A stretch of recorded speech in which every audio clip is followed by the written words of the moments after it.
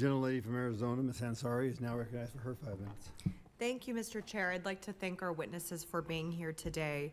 The fentanyl crisis fueled by transnational cartels has devastated our tribal communities. This should not be a partisan issue, and we can all agree that our tribal communities deserve better. Unfortunately, the Trump administration's actions have not reflected that.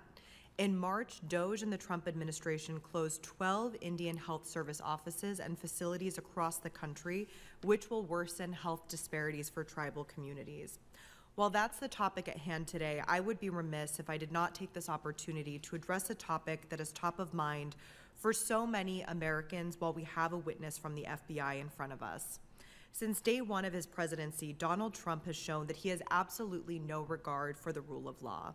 In fact, one of his first actions as president was pardoning over 1,500 violent insurrectionists who invaded the Capitol on January 6th.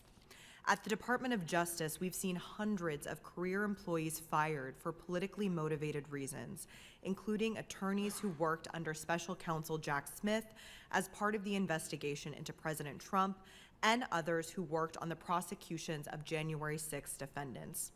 Most recently, the administration dismissed federal prosecutor Maureen Comey, who had worked on high-profile cases such as those of Jeffrey Epstein and Ghislaine Maxwell.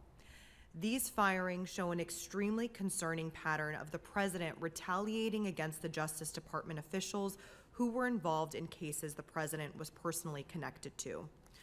Mr. Garris, it was reported recently that FBI agents reviewing the Epstein files for potential release had been instructed to flag any documents relating to Epstein's case that made any mention of Donald Trump.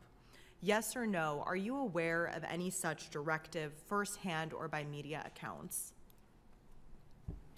My apologies, ma'am. I am not privy to any of that information. Have you heard about this via media accounts or any such directive? Are you aware of this? I saw something in one of the media outlets, and that's about the extent. And yes or no, in your career at the FBI, have you ever experienced such a directive to scrub politically sensitive materials from a high-profile case? Negative from my end, ma'am. Yes or no, are you aware of any other directives given to FBI staff regarding the president's involvement in the Epstein case or other ongoing investigations? That's a negative from my end, ma'am. And at his confirmation hearing in January, Director Kash Patel stated that the FBI must be independent, that's his quote, and pledged that the Bureau's work would not be influenced by political considerations. Yes or no, would such a directive be consistent with the statements made by Director Patel? Can you repeat that? So the director of your agency said that the FBI must be independent. Oh.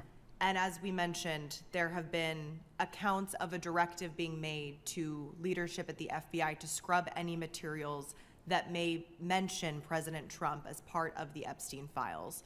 Would such a directive that I understand you've heard about through media accounts but haven't personally experienced, would that be in conflict with the director's intention for the agency that the FBI's work must be independent of political motivations? It would be in conflict, but I can tell you, as FBI agents, and I know Director Patel, we uphold the Constitution and we protect our communities. Those are two things we excel at with our partners.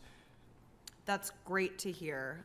So lastly, yes or no, in your preparation for this hearing, did you receive any direction, request, or suggestion regarding the Epstein files? Negative, ma'am.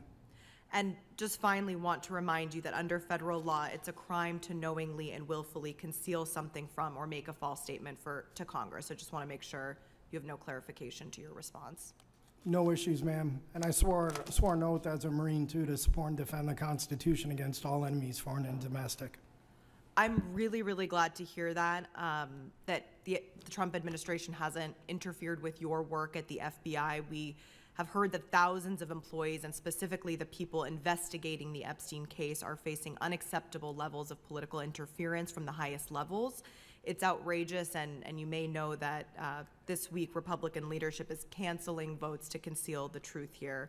I appreciate you answering the questions. We'll continue to demand full release of these files so that the American people can see what Donald Trump is hiding behind. Thank you, and I yield back.